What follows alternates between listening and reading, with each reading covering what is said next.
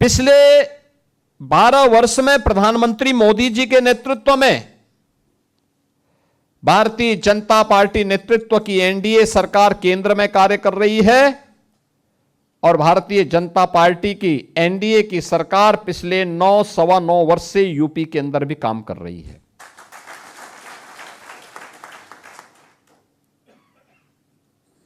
बहुत सारी जातियां आप में से ऐसी हैं जिनको हम लोगों ने बहुत सारी योजनाओं के साथ जोड़ा है।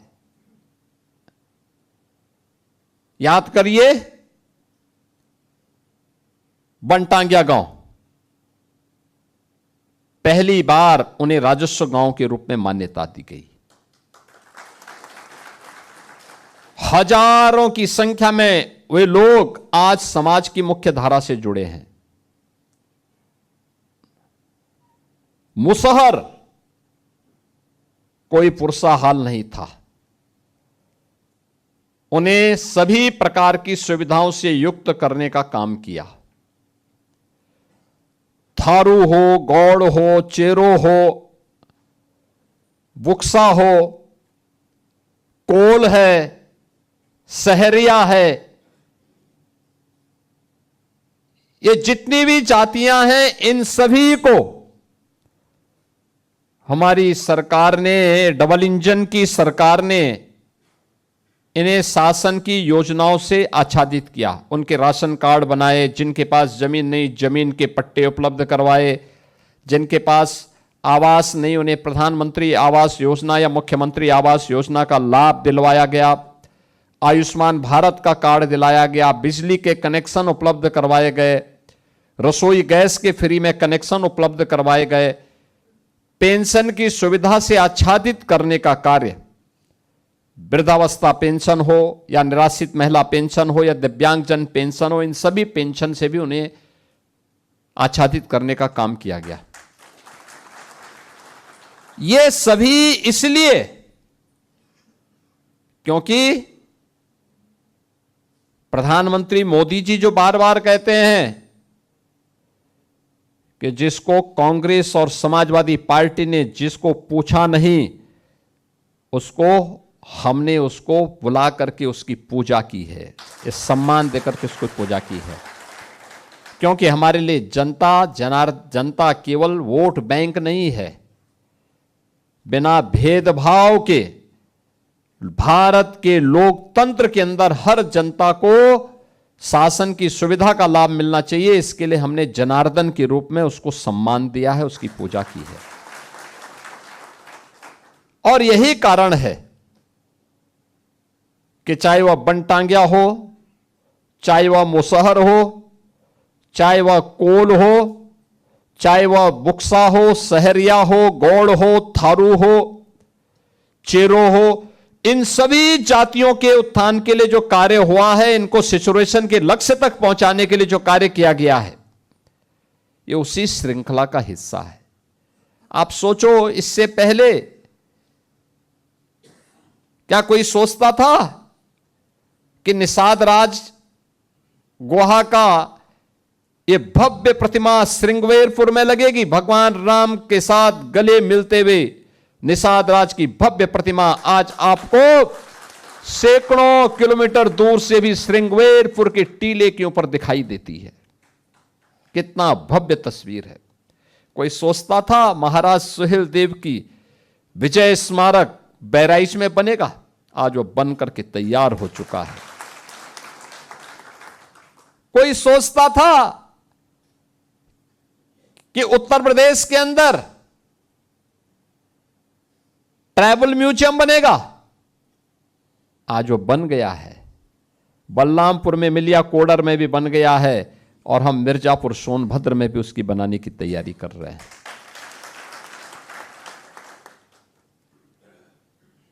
कोई सोचता था इन क्षेत्रों में विश्वविद्यालय बनेंगे? आज आजमगढ़ का विश्वविद्यालय महाराज सुहेलदेव के नाम पर, बहराइच का मेडिकल कॉलेज महाराज सुहेलदेव के नाम पर। कोई सोचता था कि उत्तर प्रदेश में महिला पुलिस बटालियन 3 गठित हुई और तीनों के नाम किसी न किसी वीरांगना के नाम पर। याद करिए, बदायूं में वीरांगना अवंतीबाई लोधी के नाम पर, लखनऊ में वीरांगना उदा देवी पासी के नाम पे, और गोरखपुर में वीरांगना झलकारी बाई कोरी के नाम पर।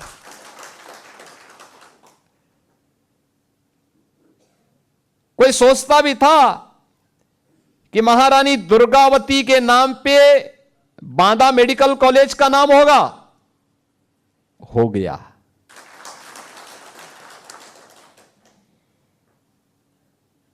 ये सभी कार्यक्रम उसी श्रृंखला के हिस्से हैं। यह बोर्ड जब कार्य करना प्रारंभ करेगा, ये बोर्ड इन सभी जातियों को चिन्हित करके फिर उन्हें सिचुरेशन के लक्ष्य तक पहुंचाने के लिए, सिचुरेशन का लक्ष्य का मतलब सभी योजनाओं से उन्हें लाभान्वित करते हुए उनके जीवन को स्तर को उठाने का प्रयास भी करेगा। घुमंतु जातियों के साथ साथ अनुसूचित जाति जनजाति के बच्चों के लिए सरकार ने अभी तक आश्रम पद्धति के विद्यालय प्रारंभ किए हैं, जहां पर उन बच्चों को अत्याधुनिक शिक्षा दी जाती है, उनकी लॉजिंग फूडिंग की फ्री में व्यवस्था की जाती है। श्रमिकों के बच्चों के लिए अटल आवासीय विद्यालय प्रारंभ किए गए हैं और अटल आवासीय विद्यालय के माध्यम से उन्हें अत्याधुनिक सुविधा उपलब्ध करवाई जा रही है। पहली बार हुआ है कि श्रमिक के बारे में, स्ट्रीट वेंडर के बारे में, छात्रों के बारे में, युवाओं के बारे में, विमुक्ति जातियों के बारे में। ये विमुक्ति जातियां, इनको कोई क्रिमिनल ट्राइब नहीं कह सकता, बल्कि ये विमुक्त जातियां वे हैं जो भारत के स्वाधीनता संग्राम सेनानी हैं। और स्वाधीनता संग्राम सेनानी होने के नाते जो सम्मान उनको प्राप्त होना चाहिए था, उस सम्मान को देने के लिए ये डबल इंजन की सरकार निकली है। और उसी सम्मान को प्रदान करने के लिए हम बार बार आपके बीच में आते हैं। मैं आज के इस अवसर पर आपको इस बात के लिए आश्वस्त करता हूं, और मैं मंत्री जी से भी कहूंगा कि बहुत शीघ्र बोर्ड का कार्य रूप आगे बढ़ना चाहिए। इसका गठन और इसका कार्य रूप, गठन के स्वरूप को हम थोड़ा चेंज करेंगे। हमारा प्रयास होना चाहिए कि उस गठन में हर एक जाति का कुछ न कुछ प्रतिनिधित्व भी देखने को मिले, बोर्ड में भी। इस रूप में उसका गठन करेंगे जिससे आवाज वहां तक पहुंच सके, उन्हें बुनियादी सुविधाओं से आच्छादित करने का प्रयास करेंगे। अब घुमंतु जाति को दर दर की ठोकर खाने के लिए नहीं, बल्कि सम्मानजनक जीवन जीने का एक अधिकार ये डबल इंजन की भाजपा की सरकार प्रदान करेगी। और यही प्रधानमंत्री मोदी जी का विजन है, और इस विजन को जमीनी धरातल पर उतारने का काम इस सरकार करेगी। इस विश्वास के साथ आज आप सब यहां पर उपस्थित हुए हैं। मैं इसके लिए आप सभी बंधुओं का मैं हृदय से धन्यवाद ज्ञापित करता हूं, आपका अभिनंदन करता हूं, और विश्वास करता हूं कि आप सभी मिलकर के समाज की मुख्य धारा के साथ जुड़ करके इस अभियान को आगे बढ़ाने का काम करेंगे। जो बातें यहां पर मेरे सामने कैप्टन जोगी जी ने कही है, श्री वेदपाल उपाध्याय जी ने कही है, राजेश जी ने कही है, शिव पूजन जी ने कही है, या अन्य महानुभावों ने जो बात यहां पे कही है, आपको मैं आश्वस्त करता हूं कि ये सभी लोग, जितने भी हैं आपके यहां पे जो सपेरा समुदाय के लोग आए थे, ये सब गोरखनाथ जी के अनुयायी हैं। आज से नहीं, बहुत प्राचीन काल से। ये लोग जब विदेशी हमले होते थे तो इनका उपयोग होता था उस समय समाज में जागरूकता पैदा करके अलर्ट घोषित अलर्ट करने के लिए कि भाई जागरूक हो जाइए, क्योंकि उस समय माइक थे नहीं, टेलीफोन था नहीं। तो ये लोग जाकर के भजनों के माध्यम से लोगों को अलर्ट करते थे कि हमला होने वाला है, अगर हमले का जवाब देना है तो तैयार करो, और नहीं तो सुरक्षित स्थान की तरफ निकल जाओ।